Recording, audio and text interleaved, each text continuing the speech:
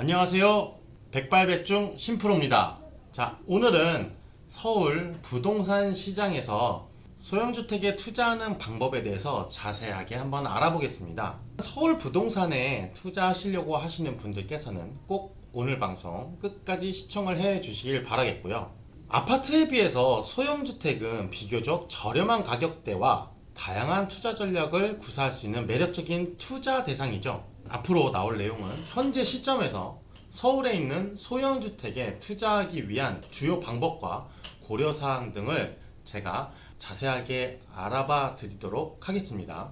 자, 시작하겠습니다. 첫 번째로 시장 분석과 트렌드를 파악하셔야 되는데요. 일단 첫 번째로는 지역 선택을 잘 하셔야 됩니다. 서울에는 25개 자치구가 있습니다.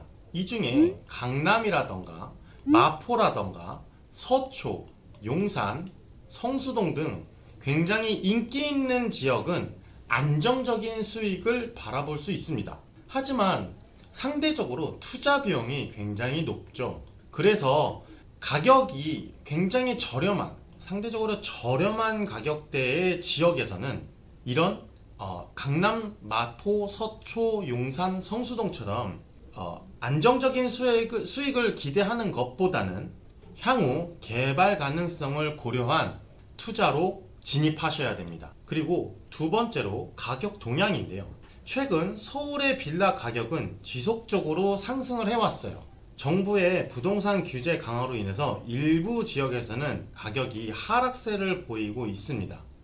그래서 가장 최신 부동산 뉴스 보고서들을 꼭 참고하시고요.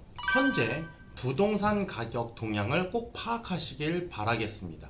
그리고 세 번째로는 공급과 수요에 대해서 잘 알아보셔야 되는데요. 소형주택의 공급량과 임대 수요를 정확하게 분석하셔야 투자 수익률을 미리 예측을 할 수가 있습니다. 특히나 학군이라던가 교통, 상권 등 입지 요소가 임대 수요에는 굉장히 큰 영향을 미치기 때문에 꼭 이 임대 수요에 대해서 정확한 분석이 필요합니다. 두 번째로는 투자 방법이 있는데요. 직접적인 매수 후에 임대하는 방법입니다. 이것은 소형주택을 직접적으로 매수를 하여 월세라던가 전세를 통해서 임대하는 방법입니다. 안정적인 임대 수익을 기대할 수 있고요. 장기적으로 본다면 자산 가치의 상승 또한 확보를 할 수 있으니 직접 매수하는 방법이 가장 좋습니다. 두 번째로는 단기 차익 실현인데요. 이 단기 차익 실현은 저렴한 비용으로 저렴한 가격대의 빌라를 구매를 한 이후에 시세가 상승한 것처럼 보인다라고 했을 때 바로 매도를 해서 차익을 실현하는 전략인데요. 이렇게 단기적으로 차익을 실현시키려면 시장 변동성을 매우 잘 파악하셔야 됩니다. 그렇기 때문에 약간 이 부동산 시장에서도 주식처럼 사고팔고를 바로바로 할 수 있는 이런 지역들은 안정적인 임대 수익이 있는 지역들이라던가 아니면 갑자기 개발 호재가 빵 터져가지고 순식간에 1억에서 2억 이상 차익을 실현할 수 있는 지역들도 있으니 부동산 시장 그리고 보고서라던가 시장 변동성까지 잘 파악하신 이후에 투자하실 수 있는 방법입니다. 세 번째로는 부동산 펀드와 간접 투자, 즉 리츠를 통해서 이 소형주택 시장에 참여하는 방법도 있는데요. 이 같은 경우에는 소유권을 직접적으로 내가 가지지 않고 간접적으로 뭔가 자본이 적은 투자자에게 적합한 상품인데요. 사실 이 부동산 펀드와 리츠 같은 경우에는 이전에 10년 전부터도 굉장히 각광을 받았었는데요. 지금 국내보다는 해외 부동산에 투자하는 사례가 더 많고 국내에는 그렇게 큰 비중을 차지하지 않고 있기 때문에 오히려 소액으로 투자한다고 하더라도 저는 매수 후에 임대하는 이런 방법들, 특히나 소액으로 투자할 수 있는 지역들도 있으니 꼭 이 방법, 부동산 펀드라던가 간접 투자의 방법이 아닌 이 첫 번째 방법을 권해드리고 있습니다. 자, 세 번째로는 투자자 본인의 재정 계획과 자금 조달 방법인데요. 일단 대출을 잘 활용하셔서 일단 부동산 투자라는 거는 초기 자본이 좀 많이 필요할 수 있습니다. 그래서 아파트인 경우에는 은행 대출을 활용하는 경우가 있고요. 소형주택에서도 은행 대출을 활용해서 할 수 있는 투자 상품들도 많습니다.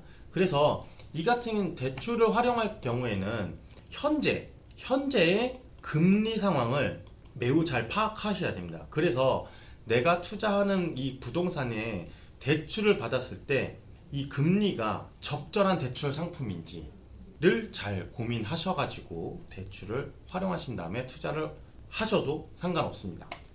그리고 두 번째로는 분산 투자에 대한 방법인데요. 내가 가진 자산 중에 부동산에 얼마를 투자할지, 그리고 또 리스크 분산을 어떻게 할지 계획이 필요합니다. 예를 들어 내가 5억이 있다라고 가정했을 때 내 투자 방법이 부동산에는 몇 프로, 그 다음에 주식시장에는 몇 프로, 또 저처럼 암호화폐에도 몇 프로, 이렇게 해서 분산 투자를 할 수 있는 방법이 있는데요.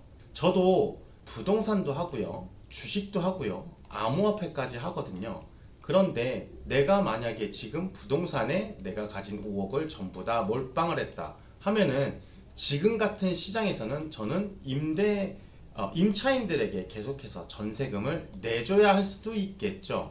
그런데 만약에 부동산에다가 내가 5억이 아닌 일부 금액을 투자를 해서 분산을 시키고, 주식도 우량주에 분산을 하고, 암호화폐도 탑3 안에 있는 비트코인이라던가 최근에 리플이나 이더리움처럼 가장 상승률이 높은, 인기가 많은 이런 화폐에다가 분산 투자를 해서 사실상 리스크를 저는 줄이는 방법도 하고 있습니다. 그래서 여러분들도 내가 가진 금액을 전부 다 한 군데에다가 몰빵 투자를 한다기보다는 분산 투자를 통해서 여러분들의 자산을 조금 더 안정적으로 수익을 가져갈 수 있는 방법들을 많이 찾아보시길 권해드립니다.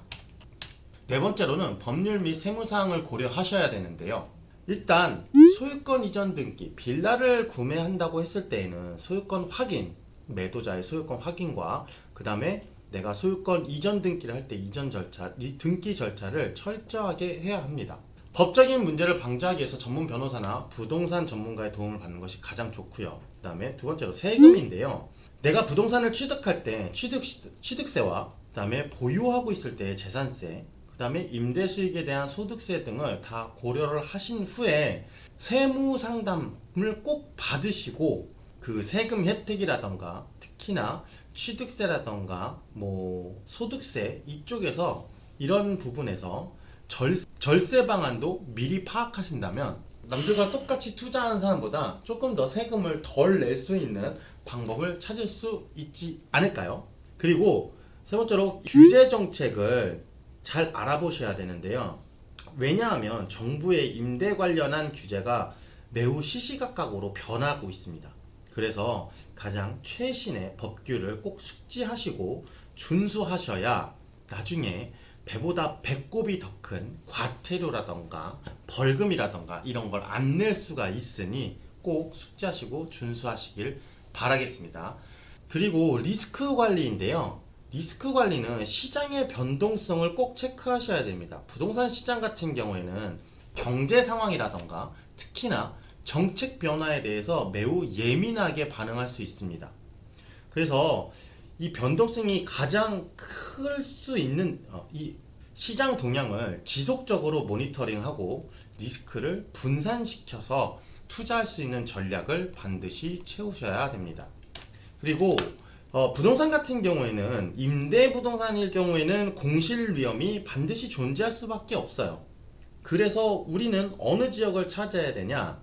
안정적인 임대 수요가 있는 지역을 반드시 선택하셔야 공실에 대한 리스크를 줄일 수가 있고요. 그리고 그렇다고 하더라도 내가 그 건물에 대한, 그 부동산에 대한, 그 호실에 대한 관리를 하지 않는다면, 그리고 그 임대 관리까지 신경 쓰지 않는다면 공실 리스크는 아무리 임대 수요가 높은 지역이라고 하더라도 공실은 발생할 수 있으니 항상 관심을 갖고 지속적인 관리를 하셔야 합니다. 세 번째 유지보수인데요. 좀 전에 말씀드린 대로 신경을 안 쓴다라고 하면은 지금 보시는 사진처럼 그냥 완전 다 썩어 문드러지는 방이 될 수도 있습니다. 아무리 신축을 사도요.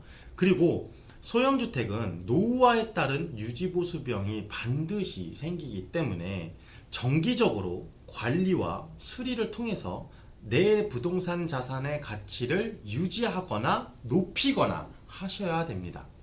이로 인한 모든 내용은 전문가와 상담을 꼭 반드시 하셔야 돼요. 중개업자라던가 재무상담가라던가 법률 전문가에게 상담을 받아서 매주 혹은 매월 부동산 시장의 정확한 정보와 그 다음에 나한테 맞는 매물을 추천받거나 아니면 투자 계획에 따른 재정 전략을 세우기 위해서 재무상담가와 꼭 상의하시는 거 굉장히 좋은 방법입니다. 그리고 법적인 문제를 사전에 예방하기 위해서 법률 전문가, 변호사라던가 아니면 법무사에게 꼭 자문을 받는 게 좋습니다. 마지막으로 투자 전에 체크해야 될 사항이 있는데요. 첫 번째로 목표를 설정하여야 합니다. 단기적인 수익을 목표로 할지 아니면 장기적으로 나의 부동산 자산을 증식할 목표로 할지를 명확하게 설정하신 후에 투자를 하시길 바라겠습니다. 그리고 지역적으로 가격별로 시장 조사를 철저하게 한 이후에 본인에게 맞는 최적의 매물을 찾기를 바라겠습니다. 마지막으로 재무 분석을 하셔야 되는데요. 내가 위에 목표 설정도 하고 시장 조사도 끝냈는데 예상되는 투자 수익률 그리고 나한테 들어가는 투자금 그 다음에 내가 가지고 갈 수 있는 리스크 등을 분석해서 가장 현실적인 투자 계획을 수립하시길 바라겠습니다. 서울의 소형주택의 투자는 매우 신중한 분석과 전략이 필요한 분야입니다. 아파트랑은 또 다른 분야예요. 그렇기 때문에 최근의 시장 동향을 지속적으로 파악을 하시고요. 꼭 저 심프로처럼 전문가의 조언을 적극적으로 활용하시고 그렇게 투자에 임하신다라고 하면은 매우 성공적인 투자를 하실 수 있을 거라 생각이 됩니다. 자, 오늘 내용은 여기까지 하겠고요. 여러분들의 성공 투자를 늘 기원하겠습니다. 오늘 내용이 좋으셨다면 구독과 좋아요, 알림 설정까지 해주신다면 다음 영상을 찍을 때 저에게 가장 큰 힘이 되겠습니다. 그러면 다음 시간에는 더 좋은 얘기로 찾아뵙겠습니다. 감사합니다.